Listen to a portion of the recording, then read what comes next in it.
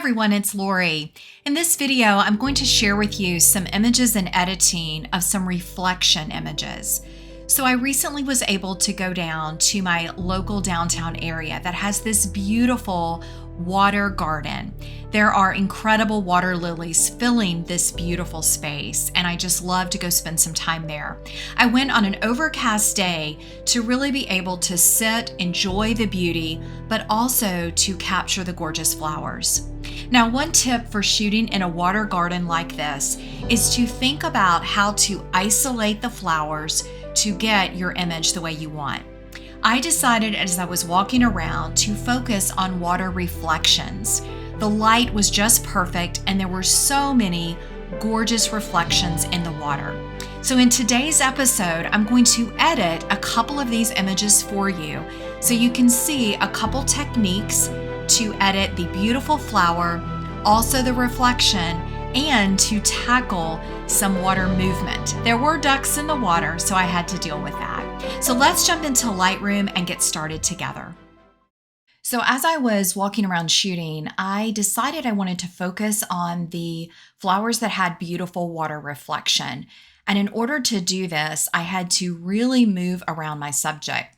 Now, I was fortunate in the early morning. I didn't have too much sun to deal with. There was a lot of cloud cover, and that was the reason I went out on this particular day. This is one of my favorites, and I did already start to edit this image just a little bit. I'll show you the before and the after. So it was a little bright at the top. I wanted to balance the reflection and the flower. I'm not finished with this one, so we may come back to it. So the next image, this one is very interesting. I'll show you the before. Oh, I'm probably going to have to take it back for you all the way. Let's go to history. And this was the import. I actually flipped the image around. So I flipped it, and the original was the reflection only. So this is actually a reflection. And I flipped it, then I cropped it, and I did just a few tweaks to it. And I may edit it a little bit more. I want to clean up this bottom section. All right, this is another of that same flower, but what I loved about this is the ducks had been swimming around, and so the reflection is just got a lot of movement and artistry to it. So I want to edit this image a little bit more today to bring out the movement in the water. We'll take this one into Photoshop. Now this turned a little bright. You can see there's a little bit of highlights, so we will work on that and of course some cleanup. But I just loved the composition of this flower and the details coming out. And the last one was this gorgeous white flower that was in the water. I was able to get some bokeh with it. I am going to remove these distracting elements because this is such a strong image with just the white against the water. So these were some of my favorites from my time exploring in the water garden and focused on reflections, which can be interesting to edit because you have to decide what's most important. Is it the flower, is it the reflection, or is it both? And so in some of these, I may edit where the reflection is really the story, and in others it might be both, or it could just be the flower with the reflection as that kind of secondary subject. So let's jump in and start editing a few of these together. So for this one, first thing I want to do is definitely I want to crop it. I want to bring that flower right to the center. I could do the rule of thirds, which would mean I would need to come in this way, and that is an option, but I feel like this movement and line is really nice. So I'm just going to bring it over so it's in the center. Now, if I had not had this kind of sweeping area moving over to the right of the frame, I may have cropped it differently, but I think this is almost a leading line. So I'm going to go with that. Looking at my histogram, everything looks okay, but I am going to go ahead and just bring down the overall highlights, and I'm going to open up the shadows just a little bit. Now, we do need to do some cleanup in the water. So I would just grab the heel first, and I would just come in and try to, just pop around here and clean these up. So that is something that I'm going to do because I don't want it to be distractions in the water. It's really not telling the story, and some of this could have been water that sprayed up on my lens. And so I am going to leave the gorgeous bokeh. And I may leave some of these little bubbles around. I'll see as I edit how it goes. All right, and then I'm just looking around. So this little spot is a little bit distracting to me because it's right above my flower. So I'm going to remove that one. And I think I'll make this brush smaller, and I'm going to remove this stem that's in the water. So just clean that up a little bit. And sometimes I find with this tool, we have to go over it a couple times. And I'm going to actually go across so that it blends that water movement pretty nicely. And again, I'm just looking around for any distractions, and maybe one right there. All right, so I think the next thing with this image is I want to work on the reflection and the flower. Now, I also notice this was shot at a low ISO, but I was zooming in pretty far. So I am going to come down to detail, and I'm going to just do a manual noise reduction.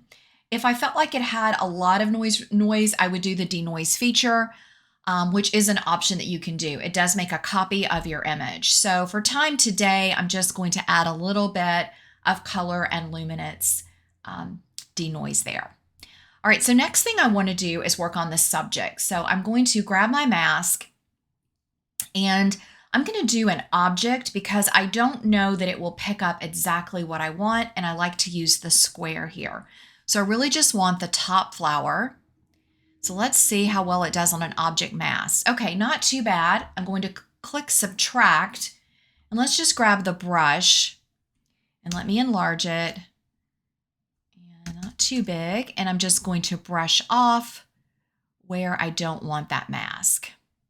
So it overshot the mask just a little bit. And I don't need it to be exact, but I definitely don't want all that overspray. So I'm going to come in like that. Okay, let's zoom in, and let me just clean up a little bit more of that mask. Now, when I mask and I want to completely remove it, I make sure that my flow and density are all the way over, almost as far as they'll go. And I like to keep my feather about middle of the road when I'm doing something like this.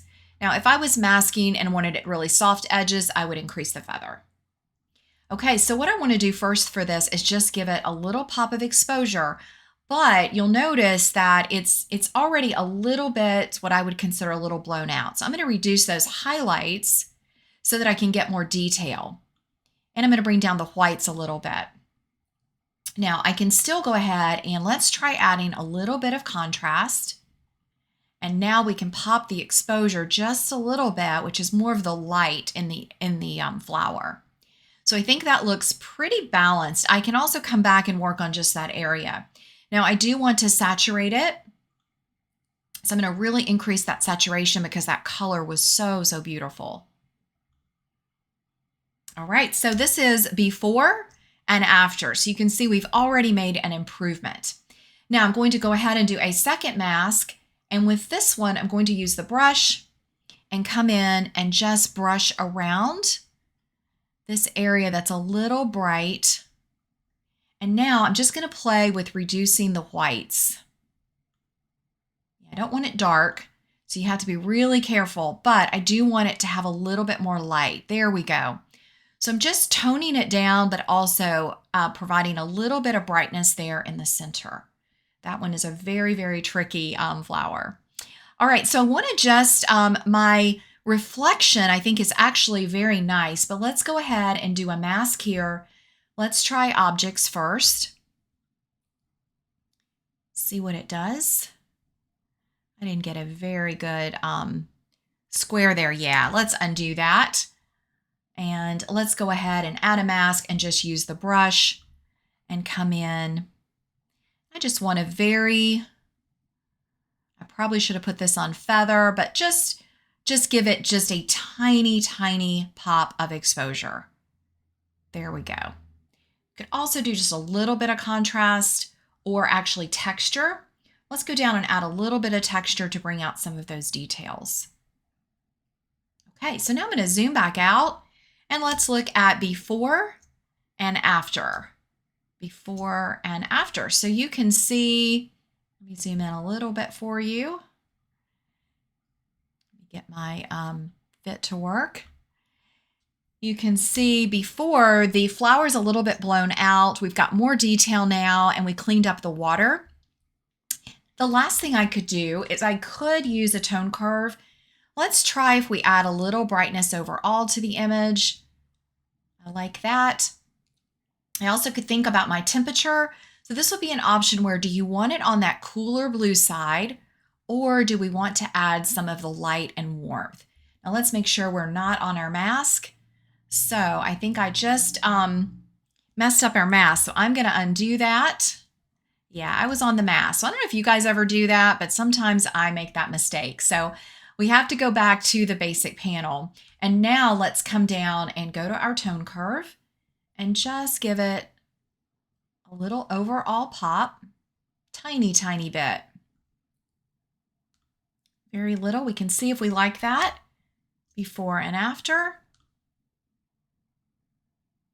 Yeah, I think just a tiny bit.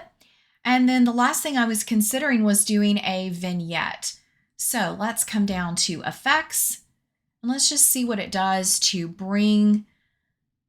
give that a little bit of a moody look and really make that center flower stand out. Now I didn't touch the HSL panel, but in this image, I would bring down my greens just to darken those and probably take the reds and just give it even a little bit more pop. You could also go to luminance and add a little bit of brightness there to just pop that out a little bit. All right, so again, the before and after for that one. Pretty easy edit. I want to just keep this one simple. There was beautiful water movement and light. So I think I am pretty happy with that one. So this would be an image that I've got two reflections going on. And so this is where I definitely want to increase the reflection in this bottom flower. So overall, I want to reduce the highlights a little bit. There we go. And open up the shadows. And what I want to show you now is just how I would deal with the reflection and brightening it. So let's do a mask and try objects. And come down. Oh, it did a great job this time. Sometimes it does. It was a nice contrast with that white flower. And let's go ahead now and just see what happens if we just give it a little exposure boost. Definitely add some white since it's a white flower. That helps. Maybe a little bit of contrast. Let's see. I don't want to darken it, so you have to be careful with contrast. I think I want to open up the shadows. There we go. Color and temp I think looks good. Let's try a little saturation just to pop that yellow. And then I'm actually going to try a tone curve as well. Again, there we go, just brightening it a little bit. Now I can see this one petal was skipped, so we are going to add, and I'm just going to use the brush and come in and very gently, brush that one petal that got missed. There we go. And then I can, let's go up and grab the eraser, and I'm going to make my brush really small. Let's zoom in, and I'm just going to clean up that edge. Yeah, and then we'll go back to our brush, and I'm just going to make sure I've got that edge just right. So it's a little bit tricky. Grab the eraser again and just get that edge just right. Okay, yeah, that's one that's a little tricky right there. All right, so if we zoom out, you can see before and after. So now we've just enhanced, almost like there was a spotlight and the sun was shining down. Now, I don't think that I'm going to enhance the pod right here. I could, but I really want it to be secondary. It's more part of the story of this image. I do love the reflections that I'm getting here.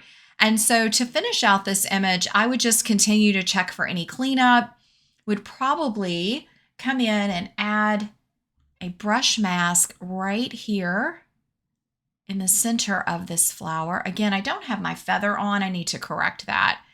That's a little much. So I would just give it just a little pop of exposure so you can see before and after. So this will be an image I would continue to work on. So let's jump over, and this is a tricky image. So I have this line going across to this lily pad, and that is definitely distracting. I loved this leaf here, but I'm not sure how it looks in the image. So I did have stronger images of this scene as I moved around it. So this is something I wanted to show you because when you're out shooting, think about things that are distracting the key thing that you're shooting. I always am looking for distractions because you can almost always move yourself to a different position and get a very different shot. So this would be an example where I moved around and was able to get this view of the same type of flower in a different scene. And I really, really like this image and the story that it tells. So let's go over, and this was another version of that same image. Now I like this one a little bit different because again, the water was moving. So let's start some basic edits together, and then I want to take this one into Photoshop to show you some ways to add some extra movement to it. So I've already adjusted the overall image with highlights, opening up the shadows a little bit. And what I want to do next is just brighten this flower. So let's go to our mask, and I'm going to do that object mask and see how it does this time around. Let's grab that. It did okay. So let's go ahead and subtract with our brush. And I'm just going to come in. Let's just clean that up a little bit. All right, that should work. Now I'm just going to give this a little boost of exposure, just a tiny bit. I don't want it to look too artificial, but just giving it a little glow. I think that's nice. All right, and then for our top flower, let's go ahead and do objects again and grab that one. All right, it got the stem. I'm going to see how that works. I can always, I'm going to just give a bump of exposure. Yeah, we can subtract from the stem. So let's just do an object. That's going to be the easiest, and just subtract that mask. There we go, much better. So I do want to add some saturation to the top flower. There we go. And I'm going to open up the shadows a little bit underneath and maybe add just a little bit. Oh, that's brightening the white, so we don't want to do that. We'll just leave those alone. Okay, I think that is nice. So let me show you before. That's before and that's after. So the flower on the bottom is very subtle. So we could go back to that mask, and if we want to, under that object, brighten that just a little bit more. There we go. So now look at before and after. Now you could leave this darker, but my story here, and I'm going to put together a collection of these images, is all about the reflection. So I want it to be just as prominent as the flower. All right, so let's now go to Edit in Photoshop, and I want to add some artistic elements to this particular image since it already had gorgeous water movement. I also may do some remove to just give it a little bit of cleanup. So we're going to come over here now to Photoshop and just add some creative elements that are really easy to do. So when I take an image where it has that water movement, you can't avoid it when there's ducks floating around. So what I like to do is embrace it and help the image have a final, very creative, painted look. And I think for this one, it's going to be perfect to use that technique with. So I'm just coming right over to Photoshop. Now, if you don't use Photoshop, continue watching because these steps are really easy. And I think that you will really like the effect that you can get. So the first thing that we always want to do is I like to duplicate my background layer, Command or Control J, just so I have my original image if I need it. Now there is an original image in Lightroom, but I like to always start with a copy of my background.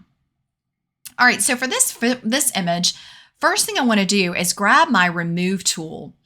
There are a few elements like right here that are just a little bit distracting. And let's see if there's some others that I wanted to clean up. Maybe this stem right here. And that's a nice reflection. I may clean that little spot off right there.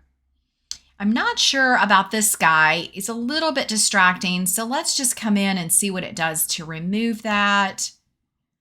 To remove it right there. And I don't want to crop this anymore. So I'm going to go ahead and remove this that's right here in the corner of the frame. The edges of the frame are so important. Same thing with this flower.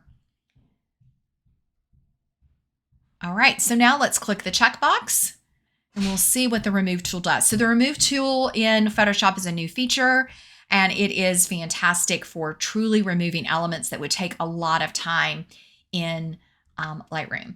So there's still a few pieces here, so we just go over it again. I'm just going to come right in here, and I'm also going to clean up that line. And I'm probably going to go ahead and do this. So always check the edges of your image because that can be very distracting and pull the eye away from your subject. All right, so that looked pretty good. This one it's still struggling with, but let's try one more time and see if we can get it. All right, that's not too bad. I'm going to go over it again. There we go. Sometimes it takes a couple tries. All right, so my vision for this image is to really add some additional movement and creativity. So I know that that's my cleanup. I'm going to go ahead and duplicate that layer.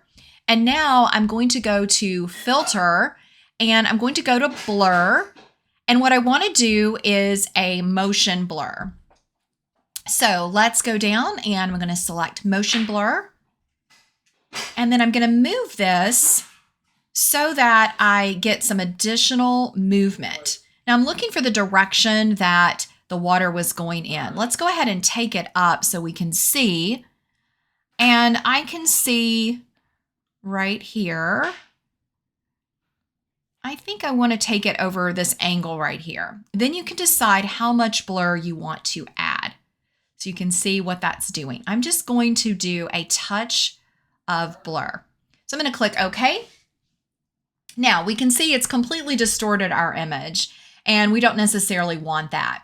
So what we want to do is add a mask, come over and make sure you are on black, and grab a soft brush. Your brushes are up here in the upper left corner, and I like to use a soft round for this. And now I'm going to bring out the detail in my main subject. Bring that out, kind of pop around.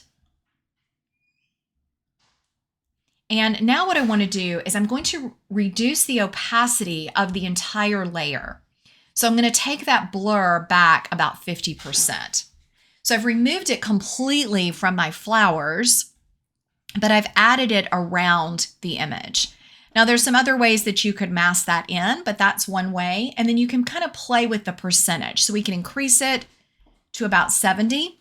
And what that does is it looks like I was shooting with maybe an artistic lens. Just providing that little bit of blur. It also reduces the busyness of the scene. Now I'm going to flip my brush back to white, and I am going to come in and I'm actually going to blur this little element because it's not really important to the story, but I don't really want to remove it. So I'm just going to blur that, and I think that's good. Now I have a decision to make. This flower, I'm almost thinking it's a little distracting. So I'm going to see what happens if I remove it. So I've added a transparent layer, and I'm just going to come in and try to just select this flower. It's sweet there, but I'm thinking it might be a little bit distracting to the beauty of the reflection. So let's just see what happens. Oh, so great lesson. I always do this, and I want to make sure you don't do it. When you use a transparent layer, you cannot use the remove tool. So what we need to do is create a stamped layer. So I'm going to turn and actually just take this layer to the trash. Let's just delete that one. Well, my delete button is not wanting to work. Let's just delete that layer. So whenever you use the remove tool, it has to be on an image layer. So let's do Command Option Shift and the letter E to give us a stamped layer. Now we can use that remove tool. So we'll come back in. Do you guys do that? I forget that that tool has to have the layer. So there's always something to remember when you're using all these great tools in Photoshop. Okay, so I am going to take that. Let's come around and just keep working on the remove.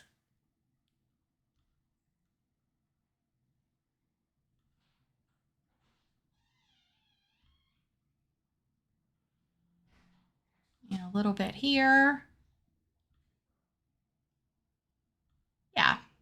So I would continue working to kind of clean it up and make that look better. So you'd have to decide, do you like it with or without? And while it is sweet, the other option is I could add some more of these. So I could copy this and paste it in other parts of the image. But I think, to be honest, because I want this to be the story, I'm going to continue to clean it up and remove it. All right, you guys, I hope you've enjoyed thinking about water reflections, how to brighten them, how to add extra movement, and just some different ideas. And I hope you're able to find a place that has some beautiful water flowers and capture it. Thanks so much for watching.